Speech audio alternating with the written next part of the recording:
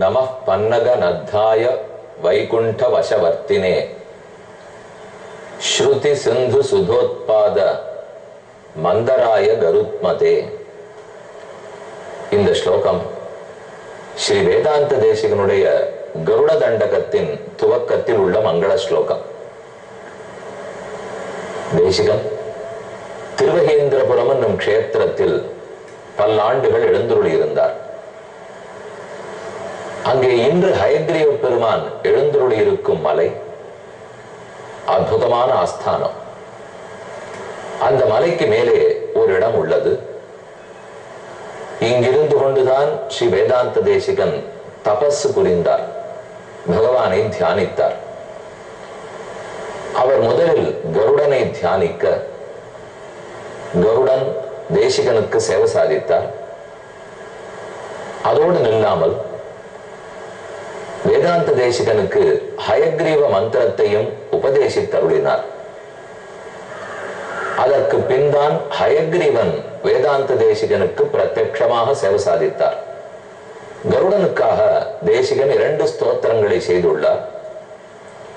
ஒன்று கருட தண்டகம், மற்றொன்று கருட பஞ்சாசத் என்று பெயர். நமஹா பன்னகநத்தாய. பன்னகம் பாம்பு.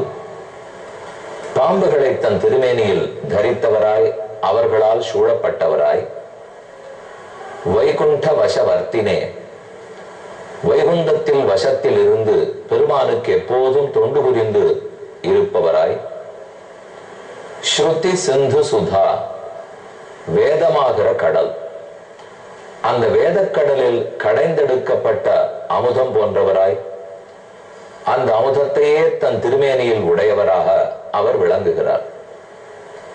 வேதம் என்னும் கடலை கடைந்தெடுக்க எது வேணும்? மந்தரமலையை வைத்து பகவான் பார்க்கடல் கடைந்தார்.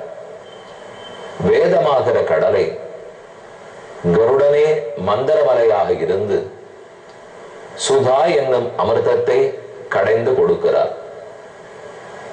அதனால்தான் மந்தராய கருத்மதே, மந்தரமலையை போலிருந்து கடைந்து கொடுக்கும் கருடனுக்கு வணக்கம். எத்தனையோ சாபங்கள் தீருகின்றன, சர்ப்பதோஷங்கள் எல்லாம் விலகும். நம்மை எது பீடித்துக் கொண்டிருந்தாலும் அது போய்விடுகிறது. இதெல்லாம் கருடனுக்கே உண்டான வைபவம். நாம் அனைவரும் கருடனை தியானித்துக் கொண்டு இந்த சர்க்கத்தை இப்போது அனுபவிக்க வேணும். நாகபாசத்தால் ராமனும் லக்ஷ்மணனும் கட்டுண்டார்கள். அதில் ராமன் தன் பலத்தால் எழுந்து விட்டான். ஆனால் லக்ஷ்மணனால் எழுந்திருக்க இயலவில்லை. அவனை நாகபாசத்திலிருந்து விடுவிக்க கருடனே எழுந்தருளுகிறார். அவருடைய சிறகுகளின் காற்றாலும் அவருடைய சன்னிதானத்தாலும் லக்ஷ்மணனை பீடித்திருந்த பாசங்கள் அனைத்தும் விட்டு ஓடிவிட்டன. அந்த சர்க்கத்தில் தான் இறுதியில் நாம் உள்ளோம். இப்ப நாம 50வது சர்க்கத்தில் இருக்கிறோம். ரொம்ப அற்புதமான ஒரு சன்னிதானத்திலிருந்து இந்த சர்க்கத்தை அனுபவிக்க போகிறோம். சம்பாரெட்டிப்பாளையம். பல பேரும் இந்த பெயரை கேள்விப்பட்டிருக்கலாம். கடலூரில் இருந்து சிதம்பரம் போகும் மார்க்கத்தில் மேட்டுப்பாளையம் வருகிறது. அங்கிருந்து மேற்கு நோக்கி 1.5 கிலோமீட்டர் தூரம் சென்றால் அங்குதான் சம்பாரெட்டிப்பாளையம் உள்ளது. அங்கிருக்கும் கோதண்டராம சுவாமி திருக்கோயில். இது முற்காலத்தில் பஜனை மட்டமாக இருந்தது. ராமநாமம், ராமானுஜருடைய நாமம் ஆகியவையே ஓதப்பட்டு வந்தன. அந்த மடம் பிற்காலத்தில் கோயிலாக எழுப்பி கட்டப்பட்டுள்ளது. 12 வருஷங்களுக்கு முன்னால் இத்திருக்கோயிலுக்கு சம்பிரோக்ஷணம் செய்துள்ளனர். கோயிலுக்குள் நுழைகிறோம். அற்புத விமானம், வடதேசத்தை போல இருக்கிற விமானம். வாசலில் துவஜஸ்தம்பம், நீண்டு நெடிய கருட கொடி. இப்ப நாம கருடனை பற்றித்தான் பார்த்து வருகிறோம். கருட கொடியும் சேவித்துக் கொள்ளுகிறோம். அருகிலே பலிபீடம், கருடனுக்கென்று தனி சன்னதி.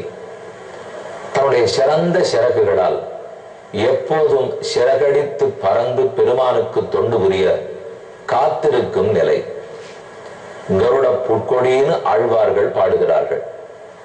கருடப்புள் கருட பறவை, அஞ்சிறைய பறவை ஏறின்னு திருவங்கி ஆழ்வாருடைய பாசுரம். கருடன் ஒரு பக்தனிடத்தில் பெருமானை எழுந்துருள பண்ணி கொண்டும் வருகிறார். கஜேந்திரன் ஓவென்று அலறிய போது கருடன் பேரில் ஆரோகணித்துத்தான் ஓடோடி வந்து காத்தான் எம்பெருமான்.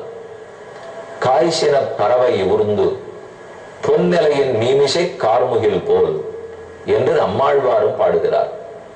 காய்ச்சினவேந்தே கதிர்முடியானே கலிவையல் திருப்புளிங்குடியாய் என்று திருப்புளிங்குடி உபதேசத்தில் காசினி வேந்தன், காய்ச்சின வேந்தன் என்னெல்லாம் பெருமானுக்கு திருநாமம். அவர் காய்ச்சின பரவ ஊர்கிறார். கருடனையே தனக்கு வாகனமாக கொண்டிருக்கிறார். அந்த கருடனையும் தரிசித்துக் கொண்டோம். அடுத்தது, இத்திருக்கோயிலில் ராமானுஜரும் சக்கரத்தாழ்வாரும் ஒரே ஆசனத்தில் எழுந்துருளி உள்ளனர். மேற்கொண்டு மூலவரையும் உற்சவரையும் அடுத்த நாள் சந்திக்கும் போது சேவிக்கலாம். இதோ பகவத் ராமானுஜர் தன்னுடைய திருக்கைகளில் திருதண்டம் என்று சொல்லப்படும் மூக்கோல் பிடித்து தத்துவங்கள் 3 என்று உரைத்து கொண்டே திகழ்கிறார். அழகான காஷாய ஆடை தரித்திருக்கிறார். நெற்றியில் துலங்கும் நீண்ட திருவண்காப்பு, நேர்கொண்ட பார்வை, உபதேசித்துக் கொண்டே இருக்கும் திரு உதடுகள், இவற்றையெல்லாம் இவரிடத்தில் சேவித்தோம். பக்கத்தில் சக்கரத்தாழ்வாரை தரிசித்துக் கொள்கிறோம். ஏன் ஆழ்வார்னு கூறுகிறோம்? கருட ஆழ்வான் என்று சொல்லுவதுண்டு. பஞ்ச ஆயுதங்களையும் ஆழ்வார் என்னே கூறுவதுண்டு. இவர்கள் அனைவரையும் இன்னைக்கு சேவிக்கும் பாக்கியம் பெற்றோம். இந்த சன்னிதானத்தில் இருந்து கொண்டு 50வது சர்க்கத்தினுடைய இறுதி வாக்கியங்களை பார்க்கலாம். நாகபாசத்தால் கட்டுண்டு இலக்குவன் கீழே கிடக்கிறார். எப்படி இவனை தேற்றுவது? எப்படி ஊருக்கு போய் ஆருக்கு பதில் சொல்லுவோம் என்று ராமன் புலம்பினான். நல்ல வேளை, அப்போது பெரும் ஓசை கேட்டது. ராமனுக்கு தாசனாய், நண்பனாய், வாகனமாய் இருக்கக்கூடிய கருடன். ராமனுக்கு ஏது கருட வாகனம்னு பார்க்கிறோமா? எப்படியும் வைகுந்தத்தில் கருட வாகனம் உண்டு. வைகுந்தநாதன் தான் தற்போது ராமனாக அவதரித்துள்ளார். ஆளவந்தார் சாதிக்கிறார், தாச சகா வாகனம் ஆசனம் துவஜா யஸ்தே விதானம் விஜனம் த்ரயீமயா உபஸ்திதம் தேன புரோ கருத்மதா துவதங்கி சம்மர்த கிணாங்க சோபினா.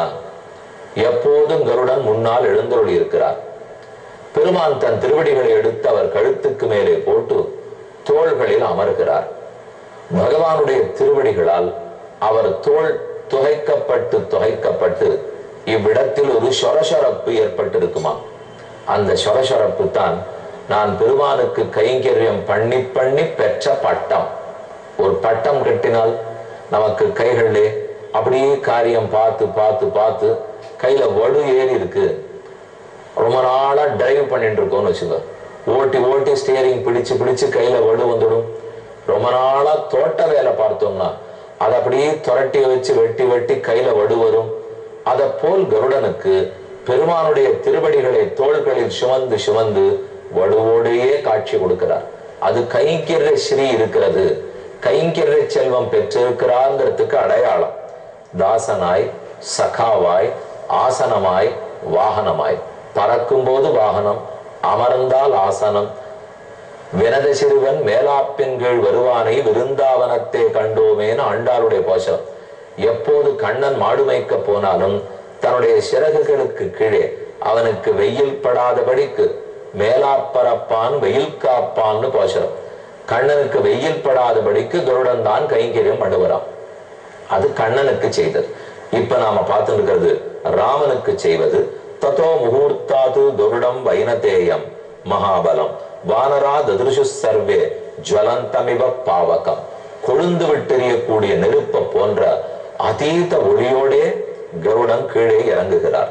வினதா என்னும் பெண்மனுடைய திருமகனார் தமாகதம் அபிப்ரேக்ஷ நாகாஸ்தே விபத்துத்ரூஹு ஏஸ்துதௌ புருஷௌ பத்தௌ சரபூதைர் மகாபலைஹி ராமன் விடுதலை அடைந்திருந்தாலும் பாசங்கள் இன்னும் முழுவதுமாக விலகவில்லை. இப்ப கருடன் வந்தவுடனே தான் அப்படியே மிச்சம் ஒட்டி கொண்டிருந்த பாசங்கள் ராமனுக்கு விலகின. நன்கு பீடித்திருந்த பாசங்கள் லக்ஷ்மணனுக்கும் விலகின. இப்படி அவர் கைங்கரியம் பண்ண உடனே ராமன் கேட்கிறார், நீரார்? கோபவான் ரூப சம்பன்னா திவ்யஸ்திரக நொலேபனா வசானோ விரஜே வஸ்திரே திவ்யாபரண பூஷிதா. நீர் ஆர்னு அறிமுகம் தெரியவில்லையே. அழகான ஆடை அணிந்திருக்கிறீர், சிறந்த உருவத்தோடு இருக்கிறீர், நல்ல ஆபரணங்கள் அணிந்திருக்கிறீர், நீரார்? அப்ப அவர் பதில் கூறுகிறார், தமுவாச்ச மகாதேஜா வைனதேயோ மகாபலா. என்னுடைய பெயர் பதத்ரிராஜ பிரீதாத்மா ஹர்ஷ பர்யாகுலேக்ஷணம். வினதை என்பவளுடைய மகன் நான். கழுகுகளுக்கெல்லாம் அரசன். அகம் சகாதே காகுஸ்த பிரிய பிராணோ பகிஷ்யரஹ. நான் உனக்கு மிக நெருங்கிய நண்பன். உன்னுடைய உயிர் உள்ள மட்டும் இல்லை, உன் உயிர் வெளியிலே ஒற்றொன்று இருக்குமானால் அது நான் தெரிந்து கொள். கருத்மானிக சம்பிராப்த யுவயோகோ சாக்கிய காரணாது. நான் இவ்விடத்தில் உங்களுக்கு தொண்டு புரிய சகாயம் பண்ணுவதற்காக வந்தேன். இப்ப உங்களை கட்டிருக்கிற நாகபாசம் இருக்கே, இது சுலபத்தில் ஆறாலும் விடுவிக்க முடியாது. எப்பேற்பட்ட வைத்தியர் வந்தாலும் சுராஷ்சாபி சகந்தர்வாக புரஸ்கிருத்திய சதக்ரதும், இந்திரன் முதலான தேவர்களோ கந்தர்வர்களோ ஆர் வந்தாலும் நேமம் மோக்ஷயித்தும் சக்தாக சரபந்தம் சுதாருணம். அது ரொம்ப கெட்டியா பீடிக்கப்பட்டிருக்கிறது. இந்திரஜித்தால் விடுக்கப்பட்ட அஸ்திரம். நல்ல வேளை நீர் அதிலிருந்து தப்பித்து விட்டீர். தேவர்கள் பண்ண பாக்கியம்தான். ஏதே நாகாக காத்ரவேயாக தீக்ஷ்ணதம்ஷ்டாக விஷோல்பணாக ரக்ஷோமாயா பிரபாவேண சரபூதாஸ்ததாஸ்ரயாக. உன்னை வந்து பிடிச்சிருக்கிறது எவை தெரியுமோ? கத்ரு என்று கருடனுடைய தாயார் வினதா. வினதாவும் கத்ருவும் ஒருவருக்கு மனைவியர். அதாவது கஷ்யப பிரஜாபதிக்கு வினதா ஒரு மனைவி, கத்ரு மற்றொரு மனைவி. கத்ருவனுடைய பிள்ளைகள் தான் அனைத்து பாம்புகளும். வினதையினுடைய மகன் தான் இதோ கருடம். அந்த காத்ரவேயாக கத்ருவனுடைய மகன்கள் உள்ளார்களே, அந்த பாம்புகள் சுலபத்தில் விடா. உனக்கு அது கஷ்டம்னு தெரிந்துதான் நான் வந்தேன். தன்ன விஸ்வசனீயம் ஓ ராட்சசானாம் ரணாஜிரே. அரக்கர்களை அப்படி சுலபத்தில் எடுத்துக்க வேண்டாம். நேர்மை யுத்தம் பண்ண மாட்டார்கள். கபட யுத்தம், மாயையில் யுத்தம் புரிவார்கள். அதுதான் உன்னை ஏமாத்தி கட்டுட்டா. அவர்கள் எந்த புறத்திலிருந்து வரலாங்கிறத ஞாபகம் வைத்துக்கொள். உங்களுக்கு நன்மை உண்டாகட்டும். சீத்தை கண்டிப்பாக திரும்ப கிடைப்பாள். தேவர்களுடைய பிரார்த்தனையின்படி அரக்கர்கள் அழிந்து போவார்கள். இது உறுதி. ராமா, நான் விடை பெற்றுக் கொள்கிறேன். அபியனுக்யாதும் இச்சாமி கமிஷ்யாமி யதா சுகம். நான் வந்த இடத்துக்கே திரும்ப போக வேண்டும். விடை கொடு. ஆசீர்வாதம் பண்ணிவிட்டு புறப்படுகிறார். ராவணன் துரிபும் ஹத்வா சீதாம் துவாம் உபலப்ஸ்யசே. நீ ராவணனை அழிப்பீர், சீதையை கண்டிப்பாக அடைவீர். பிரதட்சிணம் ததக்ருத்வா பரிஷ்வஜ்ஜ வீரியவான் ஜகாம ஆகாசம் ஆவிஷ்ய சுபர்ண பவனோ யதா. ஓர் முறை அணைத்து கொண்டு தன் திருமேனி பலத்தை எல்லாம் கருடன் ராமனுக்கு கொடுக்கிறார். அப்படியே பறந்து மேலே ஏறிவிட்டார்.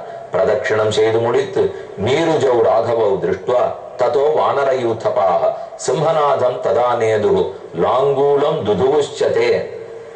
இவர்கள் எழுந்துட்டார்கள். பார்த்த உடனே குரங்குகளுக்கு பழைய உற்சாகம் மீண்டே வந்து விட்டது. மறுபடியும் பேரி வாத்தியங்கள் முழங்கின. சங்கநாதம் கேட்டது. குரங்குகளுடைய சிங்கநாதம் புறப்பட்டது. ஒரே ஆரவாரம். ஊரே மறுபடியும் புது உற்சாகத்துல ஏறிச்சு. இந்த ஒலி ராவணனுடைய காதுக்கு பட, எப்படி நாம் தான் இந்திரஜித்து மூலம் சரியா கட்டி வைத்து விட்டு வந்திருக்கிறோமே, கட்டுப்பட்டவர்களை பார்த்தா குரங்குகள் இத்தனை ஆனந்தப்படுகிறார்கள் என்று சந்தேகப்பட்டான். என்ன செய்தான்னு பார்ப்போம். ஒரு அறிவிப்பு. ஜூலை மாதம் 3ஆம் தேதி மாலை 6 மணி